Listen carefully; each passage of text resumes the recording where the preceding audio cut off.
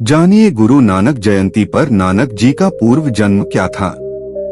जब गुरु नानक देव जी की जयंती को सिख धर्म में गुरु पर्व के रूप में मनाते हैं। इस साल 5 नवंबर 2025 को श्री गुरु नानक देव जी का 556वां 1469 से 2025 प्रकाश गुरु पर्व है। नानक जी की परमात्मा में गहन आस्था थी, किंतु वे सच्चे पातशाह की भक्ति नहीं कर रहे थे। पूर्व जन्म में नानक जी सतयुग में राजा अम्बरीश थे, जो विष्णु जी के उपासक थे। त्रेता युग में यही आत्मा राजा जनक बने, जो सीता जी के पिता हुए। राजा जनक जी भी विष्णु जी के उपासक हुए। उस समय सुखदेव ऋषि, जो महर्षि वेदव्यास के पुत्र थे, वे राजा जनक के शिष्य बनने आए थे। पूर्व जन्मों में गुरु नानक देव जी राजा थे। उनके सैकड़ों हजारों नौकर हुआ करते थे, किंतु अपने पुण्य स्वर्ग आदि में भोगने के कारण पुनः साधारण मनुष्य के जीवन में आए और मोदी खाने में नौकरी करने लगे। उन दिनों नानक जी अपनी बहन नानकी के घर सुल्तानपुर में रहते थे और मोदी खाने में नौकरी करते थे। वे नियमानुसार बेई नदी में स्नान करने जाते थे और घंटों प्रभु चिंतन में बैठे रहते थे। ऐसी ही एक सुबह वे बेई नदी में स्नान करने गए और वहीं उन्हें परमेश्वर कबीरदेव जिंदा पीर के रूप में मिले। सबसे प्रथम वार्ता में जिंदा पीर के रूप में परमेश्वर मिले। उन्होंने नानक जी से ज्ञान चर्चा की और उन्हें प्रमाण देकर बताया कि ब्रह्मा, विष्णु, महेश भी जन्म मरण के चक्र में हैं, एवं विष्णु जी पूर्ण परमात्मा नहीं हैं। जिंदा बाबा के रूप में परमेश्वर कबीर ने उन्हें गीता के श्लोकों का भी ज्ञान करवाया, किंतु नानक जी तत्वज्ञान स्वीकारने में अरुचि करने लगे, क्योंकि उन्होंने ऐसा ज्ञान पहले कभी नहीं सुना था। आथ उस ज्ञान का खंडन तो नहीं कर सके, किंतु अपनी अरुचि जाहिर कर दी। नानक जी ने कबीर साहेब से कहा कि वे नानक जी को अपना गुरु बना लें। जिंदा पीर रूप में कबीर साहेब ने नानक जी को सर्व सृष्टि की रचना बताई और ब्रह्मा, विष्णु, महेश की स्थिति से परिचित करवाया, और फिर उन्हें कुरान आदि ग्रंथों में कबीर साहेब के परमेश्वर रूप का भान करवाया। नानक जी की रुचि नहीं बनी और उनकी अरुचि देखकर कबीर परमेश्वर वहां से चले गए। आसपास के लोगों ने उनसे पूछा कि वह भक्त कौन था जो आपसे ज्ञान चर्चा कर रहा था। नानक जी ने कहा, वह काशी का कोई नीच जुलाहा था। वह बेतुकी बातें कर रहा था और कह रहा था कि मैं गलत साधना कर रहा हूँ। जब मैंने बताना शुरू किया तो हार मानकर चला गया।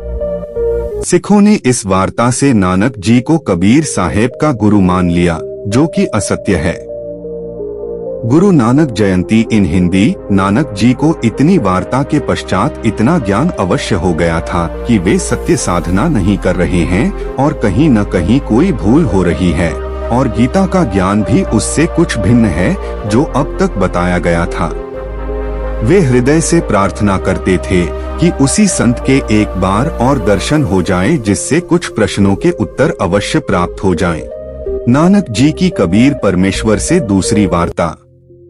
कुछ समय पश्चात जिंदा पीर रूप में कबीर साहेब फिर मिले। इस बार वे केवल नानक जी को दिखाई दे रहे थे। परमात्मा कबीर जी ने कहा कि आप मेरी बात पर विश्वास करें। पूर्ण परमेश्वर की राजधानी तो सतलोक है। नानक जी ने कहा कि मैं आपकी परीक्षा लेना चाहता हूँ। मैं इस दरिया में छिप जाऊंगा और आप मुझे ढूंढना। ऐसा कह नानक जी ने डुबकी लगाई और मछली का रूप धारण कर लिया। परमेश्वर कबीर जी ने मछली रूप में नानक जी को पकड़ा और उसे नानक जी के रूप में बना दिया। इस पर नानक जी करबद्ध होकर बोले कि परमेश्वर, मैं मछली बन गया था, आपने मुझे कैसे खोज लिया? आप तो सूक्ष्म से भी सूक्ष्म को जानने वाले हो। नानक जी कबीर परमेश्वर से वार्ता सुनने के लिए तैयार हुए और तब कबीर साहेब जिंदा महात्मा के रूप में उन्हें सतलोक लेकर गए और सारी सृष्टि की स्थिति से परिचित करवाया। सचखंड ले जाने में और वहां वास्तविक स्थिति से परिचय करवाने में 3 दिन लग गए और 3 दिन पश्चात कबीर साहेब ने नानक जी की आत्मा को वापस शरीर में छोड़ दिया। तब तक यहाँ पृथ्वी पर सभी नानक जी को न पाकर मृत मान चुके थे। जैसा कि सचखंड में कबीर साहेब ने कहा कि वे काशी में धानक रूप में विद्यमान हैं, उनसे सत्यनाम लेकर सत्य साधना करने से कल्याण होगा। तब नानक जी सतनाम करते हुए बनारस काशी पूर्ण परमात्मा की तलाश में चल पड़े। सिख भाई सतनाम का जाप करते हैं, जबकि गुरु ग्रंथ साहिब में स्पष्ट लिखा है कि सत्यनाम तो अन्य ही मंत्र है। नानक जी उस पूर्ण परमेश्वर के अवतार तत्वदर्शी संत को खोजने निकले तथा बनारस गए और परमेश्वर कबीर साहेब से मिले तो देखकर सोचा यह तो वही मोहिनी सूरत है जिनके सतलोक में दर्शन हुए थे। नानक जी की खुशी का ठिकाना न रहा एवं प्रसन्नता से उनकी आंखों में अश्रु भर गए। कबीर साहेब के चरणों में गिरकर नानक जी ने सत्य नाम प्राप्त किया और अपना कल्याण करवाया। गुरु नानक देव जी पूर्ण परमेश्वर की साधना करते थे। श्री नानक देव जी पहले एक ओंकार मंत्र का जाप करते थे तथा उसी को सत मानकर कहा करते थे एक ओंकार। उन्हें बेई नदी पर कबीर साहेब ने दर्शन देकर सतलोक सचखंड दिखाया तथा अपने सतपुरुष रूप को दिखाया। जब सतनाम का जाप दिया तब श्री नानक साहेब जी की काल लोक से मुक्ति हुई। नानक जी कबीर परमात्मा को संबोधित करते हुए कहते हैं कि तुम्हारा एक नाम मंत्र इस संसार से मुक्ति दिलाएगा। मेरे पास केवल तेरा ही नाम और तू ही आधार है, अन्य कुछ भी नहीं। पहले अनजाने में निंदा भी की होगी, क्योंकि बहुत काम क्रोध इस चंडाल रूपी तन में रहते हैं। नानक जी कहते हैं कि मुझे धानक रूपी परमात्मा ने आकर तार दिया और काल से छुटाया। इस सुंदर परमात्मा की मोहिनी सूरत को कोई नहीं पहचान सकता।